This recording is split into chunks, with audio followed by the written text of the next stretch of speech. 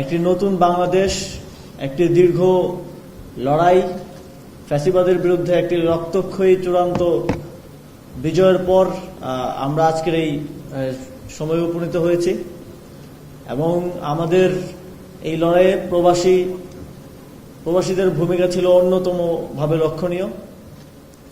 আমরা দেখেছি কিভাবে বিশ্বের যেই দেশগুলোতে আসলে সভা সমাবেশ করাও নিষিদ্ধ, সেখানে কোনো প্রকার আইনের তোয়াক্কা না করে, ভবিষ্যৎ কি হবে সেটা না ভেবে প্রবাসী ভাইয়েরা আমাদের জন্য কিভাবে দাঁড়িয়েছেন এবং ঝাঁপিয়ে পড়েছেন এবং শেষে জেল জুলুমের শিকার হয়েছেন। আজকের এই দিনে তাদেরকে গভীরভাবে স্মরণ করতে চাই এবং শ্রদ্ধা জানাতে চাই। আমরা যখন বাংলাদেশে যখন আন্দোলন চলে, আপনারা দেখেছেন যে যারাই আন্দোলন করতে এগিয়ে আসছিল তাদেরকেই দমন করা হচ্ছিল।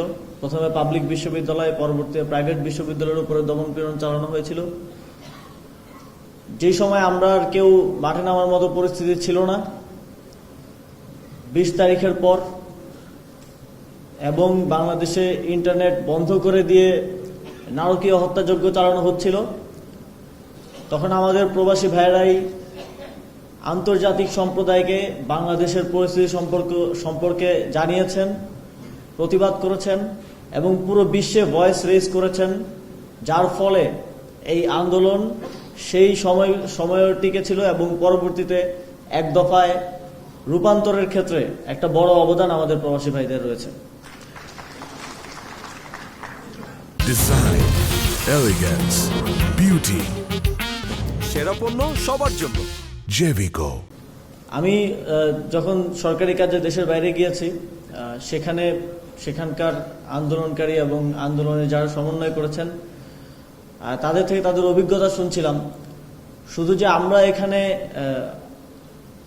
বাধার সম্মুখীন হয়েছি তাই নয়, প্রবাসী ভাইয়েরা বলছিলেন যে যেই জায়গাগুলোতে ডায়াসপোরার মধ্যেও যে একটা আওয়ামীকরণ করা হয়েছে এবং সেখানে আপনারা জানেন লুটপাটের ফলে অর্থনৈতিকভাবে সবচেয়ে শক্তিশালী আওয়ামী লীগের লোকজন, তারা কিভাবে লিস্ট করে মিশনে দিয়ে প্রবাসী ভাইদেরকে বিভিন্ন বাধা বিপত্তি এবং সেবা গ্রহণে বাধার সম্মুখীন করেছেন, সেই গল্প আমি তাদের থেকে শুনেছি।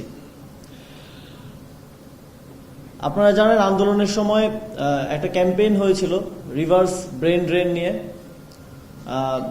প্যারিসে যখন সেখানকার আন্দোলনকারী শিক্ষার্থীদের সাথে আমার কথা হচ্ছিল, তারা তখন একটা প্ল্যাটফর্মও খুলেছেন যেখানে ড্যাশবোর্ড আকারে বিদেশে অধ্যয়নরত এবং বিভিন্ন বিষয়ে এক্সপার্ট আমাদের যারা আছে তাদের সিভি রয়েছে।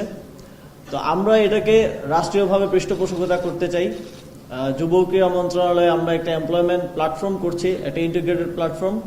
সেখানে আমরা রিভার্স ব্রেন ড্রেনের যে আইডিয়াটা, এটাকে ইন্টিগ্রেটেড করব এবং সেখানে আমাদের প্রবাসী যারা বাংলাদেশে ফিরে আসতে চান, কাজ করতে চান এবং যারা বিভিন্ন দেশে পড়াশোনা করছেন কিংবা কাজ করছেন, তাদের সিভিগুলো থাকবে এবং আমরা আহ্বান করব যে বাংলাদেশের বিভিন্ন কর্পোরেট প্রতিষ্ঠান বিভিন্ন কাজের জন্য দেশের বাইরে থেকে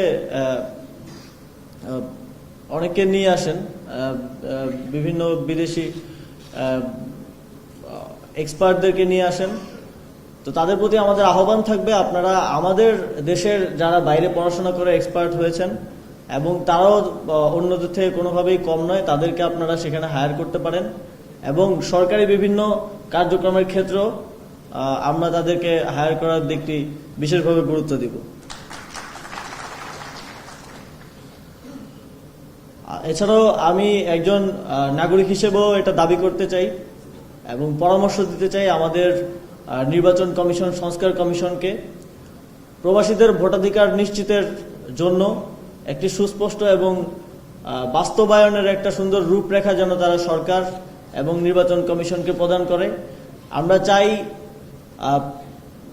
যারা দেশের অর্থনীতিতে এত গুরুত্বপূর্ণ অবদান রাখছেন, পরিবার পরিজন থেকে দূরে থেকে দেশের জন্য কাজ করে যাচ্ছেন, অক্লান্ত পরিশ্রম করে যাচ্ছেন, তারা যেন দেশ গঠনে সরকার গঠনে সবচেয়ে গুরুত্বপূর্ণ মতামত দেওয়ার যে অধিকার, ভোটাধিকার, সেটা পান এবং সেটা নিশ্চিত করার জন্য সরকার সর্বোচ্চ চেষ্টা করবে এবং সেই আহ্বানটা আমার থাকবে আমাদের নির্বাচন কমিশন, সংস্কার কমিশনের থেকে।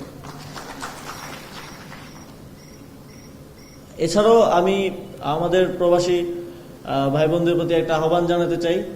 বাংলাদেশে যেই সংস্কার কার্যক্রম চলমান আছে, আপনারা জানেন 10টি সংস্কার কমিশন কাজ করছে।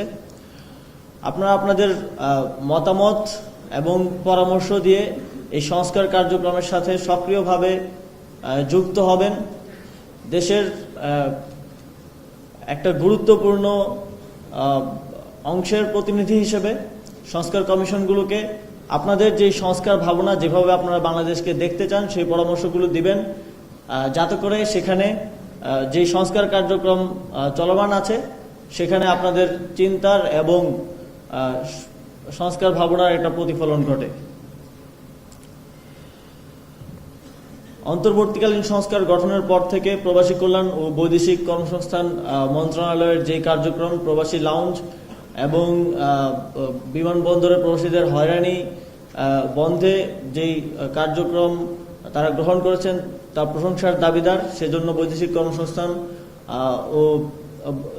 প্রবাসী কল্যাণ ও বৈদেশিক কর্মসংস্থান মন্ত্রণালয়কে বিশেষভাবে ধন্যবাদ জানাতে চাই। এবং একই সাথে আরেকটা দাবি রাখতে চাই, আমাদের মিশনগুলোতে প্রবাসীরা যখন বিভিন্ন সেবা নিতে যান, পাসপোর্ট সেবা সহ বিভিন্ন সেবা, আমি যতবারই কথা বলার সুযোগ হয়েছে আমি তাদের থেকে অভিযোগ পেয়েছি যে সেখানে দীর্ঘসূত্রিতা হয় এবং অনেক ক্ষেত্রে হয়রানির মতো ঘটনা ঘটে। আমার আহ্বান থাকবে প্রবাসী কল্যাণ মন্ত্রণালয় এবং একই সাথে পররাষ্ট্র মন্ত্রণালয় প্রবাসীদেরকে এই সেবাগুলো দেওয়ার ক্ষেত্রে যেন কোনো প্রকার দীর্ঘসূত্রিতা কিংবা হয়রানির মতো ঘটনা ভবিষ্যতে আর না ঘটে।